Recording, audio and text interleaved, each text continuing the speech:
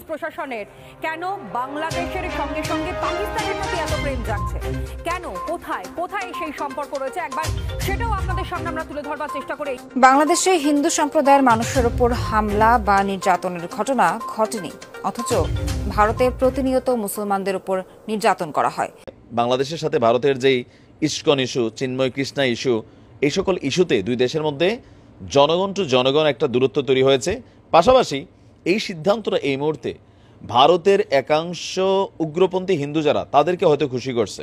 আসসালামু আলাইকুম ভিউয়ার্স, দেশ ও দেশের বাহির থেকে যারা আমার ভিডিওটি প্লে করেছেন জানাচ্ছি আন্তরিক শুভেচ্ছা ও অভিনন্দন। আশা করি সবাই ভালো আছেন, সুস্থ আছেন, আলহামদুলিল্লাহ। তো ভিউয়ার্স, 5ই আগস্ট ছাত্র জনতার রক্তের বিনিময়ে যে স্বাধীনতা অর্জিত হয়েছে, এই স্বাধীনতা ভারতে বসে শেখ হাসিনা ভারতের হাতে এই বাংলাদেশের স্বাধীনতা তুলে দেওয়ার প্রাণপণ চেষ্টা চালিয়ে যাচ্ছে। সর্বশেষ এই চেষ্টাকে ব্যর্থ করার জন্যই অন্তর্বর্তীকালীন সরকার ডক্টর মোহাম্মদ ইউনূস গতকাল দলীয় নেতাকর্মী ও আজকে বিভিন্ন ধর্মীয় নেতাকর্মীদের সাথে বৈঠক করে পুরো জাতিকে তিনি ঐক্যবদ্ধ করতে পেরেছেন, আলহামদুলিল্লাহ। সর্বশেষ ভারতের বিরুদ্ধে ডক্টর ইউনূস কী ধরনের অ্যাকশন গ্রহণ করতে যাচ্ছে বিস্তারিত জানবো রিপোর্টে। ভিডিওতে যাওয়ার আগে ছোট রিকোয়েস্ট করবো, যারা এখনো চ্যানেলটি সাবস্ক্রাইব করেননি, নিয়মিত দেশের সকল আপডেট সবার আগে জানতে অবশ্যই চ্যানেলটি সাবস্ক্রাইব করে পাশে রাখবেন। দর্শক আসুন স্ক্রিনে। পাকিস্তান নিয়ে আলোচনা করতে হচ্ছে বাংলাদেশের বর্তমান পরিস্থিতির প্রেক্ষিতে দাঁড়িয়ে, কিন্তু এই ইউনূস প্রশাসনের কেন বাংলাদেশের সঙ্গে সঙ্গে পাকিস্তানের প্রতি এত প্রেম জাগছে, কেন কোথায় কোথায় সেই সম্পর্ক রয়েছে, একবার সেটাও আপনাদের সামনে আমরা তুলে ধরবার চেষ্টা করি এই বিগ বলে, যেখানে ইউনূস আসবার পর থেকে পাকিস্তানিদের মদদ দেওয়া, তাদের ভাবধারা, তাদের চিন্তাধারাকে নিয়ে কোনো একটা পদক্ষেপ গ্রহণ করা, এবং সেটার কারণ কি? ইউনূসের পাকিস্তান প্রেম, যেখানে জামাতে নিষেধাজ্ঞা প্রত্যাহার করে নেওয়া হয়েছে, অর্থাৎ ইউনূস প্রশাসন আসবার পরেই জামাতিদের ওপর থেকে নিষেধাজ্ঞা কিন্তু বের করে দেওয়া হয়েছে। সঙ্গে জানাই, যেখানে মুক্তিযুদ্ধের ইতিহাস মোছার চেষ্টা চলছে, এর সঙ্গে তথ্য বঙ্গবন্ধুর মূর্তি পর্যন্ত ভেঙে গুড়িয়ে দেওয়া হয়েছে। বঙ্গবন্ধুকে রিলেট করে যদি কোনো ভাস্কর্য থেকে থাকে সেটা পর্যন্ত ভেঙে চুরে ছাড়কার করে দেওয়া হয়েছে। বঙ্গবন্ধুর ইতিহাস কার্যত মোছার মরিয়া চেষ্টা। কেন এই তথ্য? এরপর ব্রেকিংয়ে কিন্তু আরও জানাবো, যেখানে সিলেবাসে পাকিস্তানের ইতিহাস রাখা হচ্ছে। সঙ্গে আপনাদের দেখাই, মুক্তিযুদ্ধ পরবর্তী পাকিস্তানের প্রশংসা পর্যন্ত করা হচ্ছে। পাকিস্তানে এত ভালো বন্ধু কি করে হয়ে গেল? এবং রেডিওয় উর্দুতে সম্প্রচার শুরু হয়েছে এই ইউনূস ক্ষমতায় আসবার পর। উর্দু গান, কবিতায় প্রচার চালানো হচ্ছে। বাংলা ভাষাটা কোথায়? যেই বাংলা ভাষাকে নিয়ে এত লড়াই, সেই বাংলা ভাষা কোথায়? জিন্নার মৃত্যুবার্ষিকী পালন করা হচ্ছে বাংলাদেশে। কি অদ্ভুত একটা পরিস্থিতি বাংলাদেশের।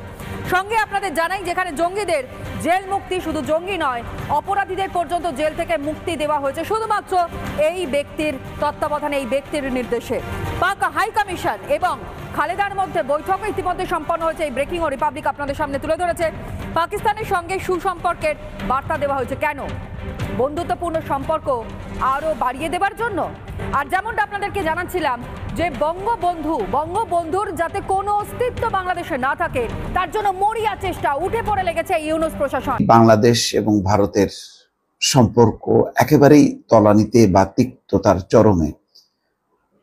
নানা ঘটনা ঘটছে, ওই পারে এই পারে, ওই পারে চলছে একাধারে মিথ্যা তথ্যের উপর ভিত্তি করে বিক্ষোভ, এবং বাংলাদেশের মিশনগুলো যেখানে সন্ত্রস্ত, দুই মিশন রীতিমতো অচল অবস্থা, তাদের কূটনীতিকদের দেশে ফেরত পাঠানো হয়েছে। ঠিক সেই সময় এই ঘটনাটি ঘটল। এগুলি বোঝাই যায় যে উস্কানিমূলক, যাতে আরো বাংলাদেশকে প্রভোগ করা হচ্ছে, তোমরা ফাঁদে পা দাও। বাংলাদেশ ফাঁদে পা দেবে না বলে প্রতিজ্ঞাবদ্ধ, যার কারণে তারা সমস্ত আজকে 3 দিন ধরে প্রথমে ছাত্র নেতা, তারপর রাজনৈতিক দল, তারপর সমস্ত ধর্মীয় নেতাদের সঙ্গে বৈঠক করেছে।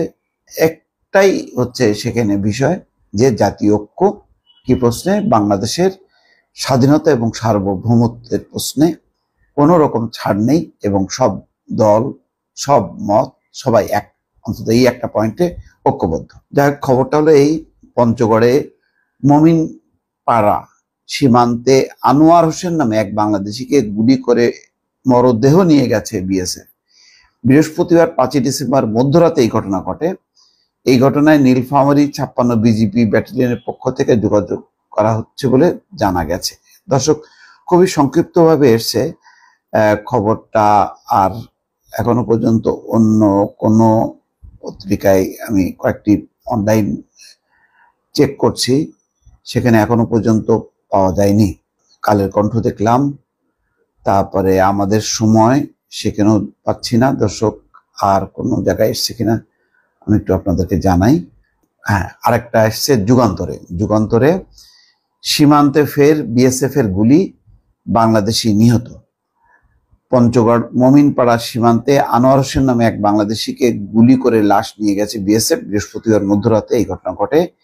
এখনো বিস্তারিত কিছু পাওয়া যায়নি, তবে এটা খুবই দুর্ভাগ্যজনক যে এত কিছুর পরেও বিএসএফ গুলি চালাচ্ছে নির্বিচারে এই প্রতিবাদের পর। তার মানে তারা তোয়াক্কা করছে না এই কারণে যে তারা প্রতিশোধ নিতে চায়, তারা বাংলাদেশকে একটা ফাঁদে ফেলতে চায়। বাংলাদেশের পক্ষ থেকে এমন কিছু পাল্টা প্রতিক্রিয়া জানানো হোক যাতে তারা সুযোগ পায়। তো সেই সুযোগ বাংলাদেশ দেবে না বলে খুবই সতর্ক, এবং সীমান্ত এলাকায় বিজেপি যথেষ্ট পরিমাণ সতর্ক পদক্ষেপ নিয়েছে, তাদের শক্তি বাড়িয়েছে। স্থানীয় জনসাধারণকে নিয়ে তারা দিনরাত পাহারা দিচ্ছে যাতে সীমান্তের ওপার থেকে অনাকাঙ্ক্ষিত কোনো পরিস্থিতি এই প্রান্তে তারা ছড়াতে না পারে।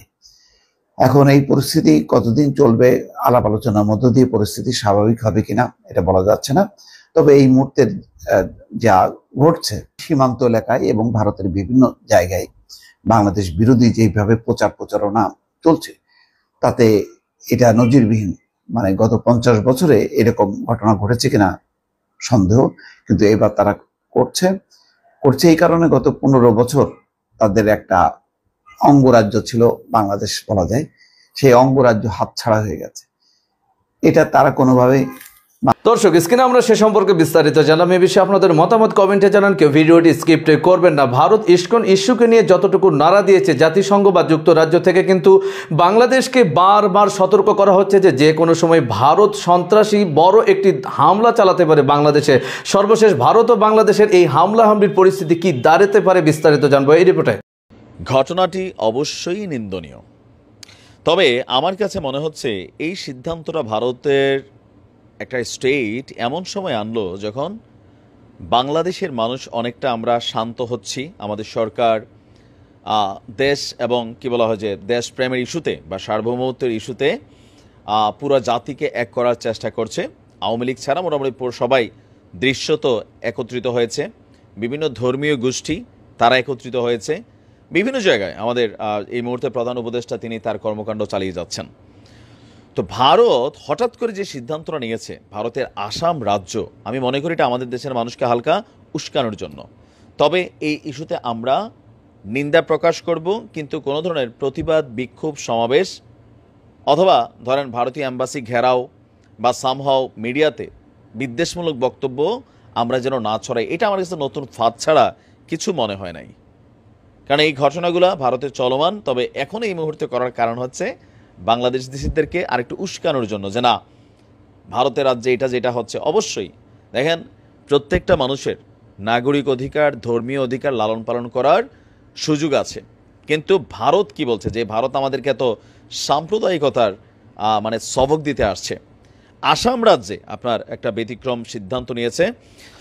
ভারতের আসামে হোটেল, রেস্তোরাঁ এবং প্রকাশ্য স্থানে গরুর মাংস পরিবেশন এবং খাওয়ার উপর পূর্ণ নিষেধাজ্ঞা ঘোষণা দেওয়া হয়েছে।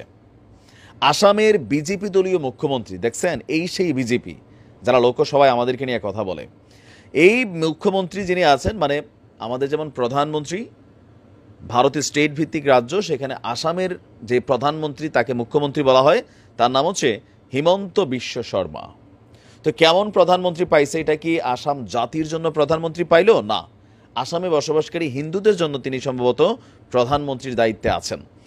তার বক্তব্য হচ্ছে, গতকালকে এক সংবাদ সম্মেলনে বলা হয়েছে রাজ্য মন্ত্রিসভার এক জরুরি বৈঠকে এই সংক্রান্ত সিদ্ধান্ত নেওয়া হয়েছে। গরুর মাংস খাওয়া সংক্রান্ত বিদ্যমান আইনে আপনার খাওয়ার সুযোগ ছিল, সেই আইনটাকে সংশোধন করা হয়েছে, আর সংশোধনের জন্যই এই বৈঠক করা হয়েছে। আইন সংশোধনের উদ্দেশ্য নতুন বিধান যুক্ত করা। তো নতুন বিধান এখানে কি আছে?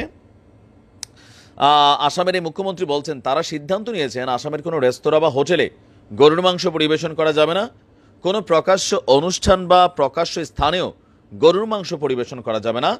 তাই গতকাল থেকে তারা রাজ্যের হোটেল, রেস্তোরাঁ, প্রকাশ্য স্থানে গরুর মাংস পরিবেশন খাওয়া সম্পূর্ণভাবে বন্ধের সিদ্ধান্ত নিয়েছে। সাংবাদিকদের বলছেন যে আগে মন্দিরের 5 কিলোমিটারের মধ্যে গরুর মাংস পরিবেশন বা খাওয়ার উপর নিষেধাজ্ঞার বিধান ছিল, কিন্তু এখন এই নিষেধাজ্ঞার পরিসর পুরো রাজ্য জুড়ে। আসামে গরুর মাংস খাওয়াটা কিন্তু বেআইনি নয়, কিন্তু আসাম গবাদি পশু সংরক্ষণ আইনের নামে 2021-এ আপনার হিন্দু, জৈন ও শিখ সংখ্যাগরিষ্ঠ এলাকায় গরু জবাই এবং গরুর মাংস বিক্রি নিষিদ্ধ ছিল, কিন্তু এখন এটাকে সার্বজনীন করছে। বুঝতে পারছেন তো কেন? এখন এই মুহূর্তে বাংলাদেশের সাথে ভারতের যেই ইস্কন ইস্যু, চিন্ময় কৃষ্ণা ইস্যু, এই সকল ইস্যুতে দুই দেশের মধ্যে জনগণ টু জনগণ একটা দূরত্ব তৈরি হয়েছে। পাশাপাশি এই সিদ্ধান্তটা এই মুহূর্তে ভারতের একাংশ উগ্রপন্থী হিন্দু যারা, তাদেরকে হয়তো খুশি করছে, কিন্তু যারা হোয়াইট মেন্টালিটির মানুষ, যারা সেখানকার অন্য ধর্মাবলম্বীরা আছেন, তারা কি এই সিদ্ধান্তটাতে খুশি হয়েছেন?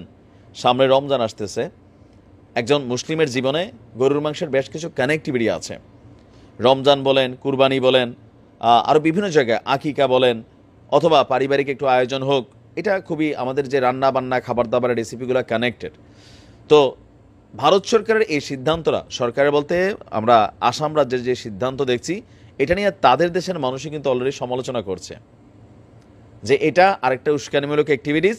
আসাম রাজ্যে হিন্দু এবং মুসলিমদের মধ্যে একটা নেগেটিভ অ্যাক্টিভিটিস ক্রিয়েট করার জন্যই ইন্টেনশনালি এটা করা হয়েছে। পাশাপাশি বাংলাদেশ থেকেও যেন মানুষ একটু চিল্লাপাল্লা করে। তবে আমরা এসব ব্যাপারে কথা বলবো না, কারণ ভারত যা চায় মাঝে মাঝে আমরা সেই ফাঁদে পা দিই। ভারতের জনগণ, আসামের জনগণই যারা। দর্শক, স্ক্রিনে আমরা সে সম্পর্কে বিস্তারিত জানলাম। সো ভিডিও এই পর্যন্ত। ভালো লাগলে লাইক অ্যান্ড কমেন্ট করবেন এবং দেশের সকল আপডেট সবার আগে জানতে অবশ্যই চ্যানেলটি সাবস্ক্রাইব করে পাশে রাখবেন। দেখা হবে পরবর্তী ভিডিওতে ইনশাআল্লাহ। আসসালামু আলাইকুম ওয়া রাহমাতুল্লাহ।